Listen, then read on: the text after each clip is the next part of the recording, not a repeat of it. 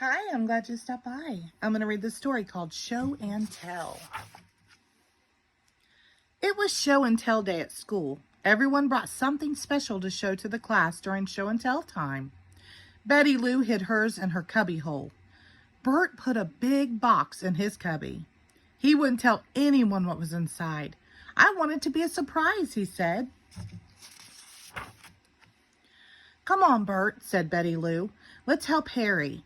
Harry Monster was building a block castle. Nearby, Grover was reading a book and Ernie was making a clay animal. Soon everyone gathered around the teacher. Psst, Betty Lou, Bert whispered. Is this show and tell time? Not yet, Bert, said Betty Lou. It's story time. Bert had trouble keeping his mind on the story the teacher read to the class. He was thinking about his show and tell surprise.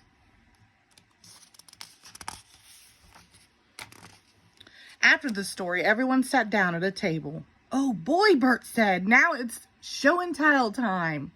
No, Bert, Betty Lou said. Now it's time to paint. Bert was disappointed, but Betty Lou loved to paint. She made a picture of a beautiful bird.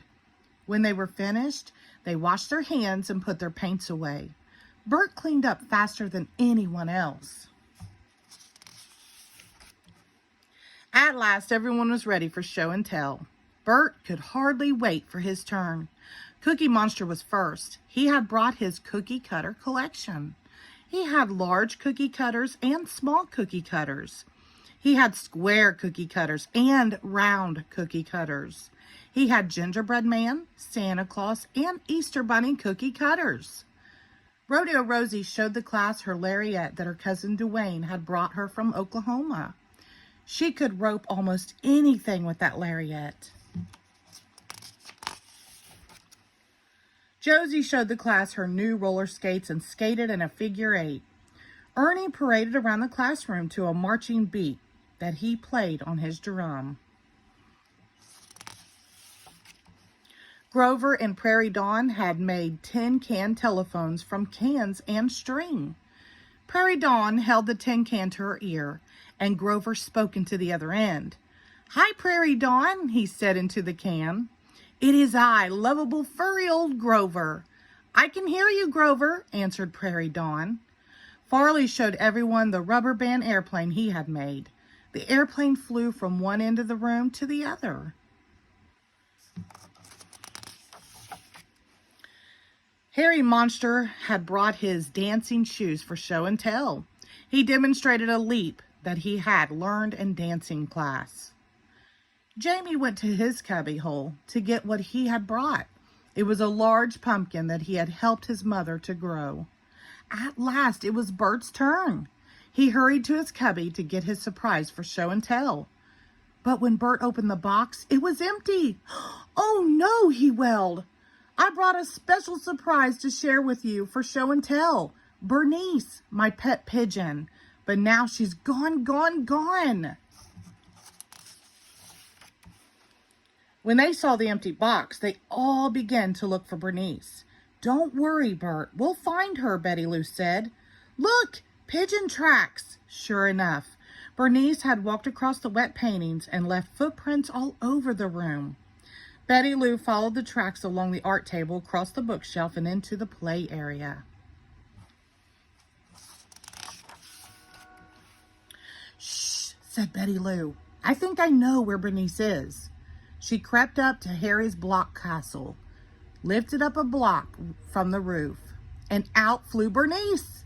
Bernice, Bert cried, holding his arms out to her. Hey, she liked my castle, said Harry Monster. Catch her, everyone yelled. But Bernice was scared by all the noise. She flew all around the room and no one could reach her.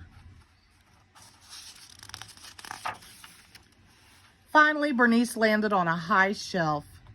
We'll never get her down, cried Bert. Wait a minute, Betty Lou said. I think it's time for me to bring out the surprise I brought for show and tell. Show and tell at a time like this, Bert moaned. But Betty Lou was already opening her package. It's peanut butter raisin bread that I made myself, she said proudly. Be quiet, everybody, and let me try something. Betty Lou sliced off a piece of bread and crumbled it into the floor. She made a path of crumbs that led straight into Bernice's box. Bernice saw the crumbs. She looked at them for what seemed like a very long time. Finally, she hopped down from the shelf and started eating. Following the trail of crumbs, she ate and ate until she ate her way right back to her box. "Bernice," sighed Bert as he scooped her up. "Your peanut butter raisin bread really did the trick, Betty Lou." "How about a piece for you, Bert?" asked Betty Lou. "And the next time we have show and tell, why don't you leave Bernice at home and bring your bottle cap collection instead?" The end. Thank you.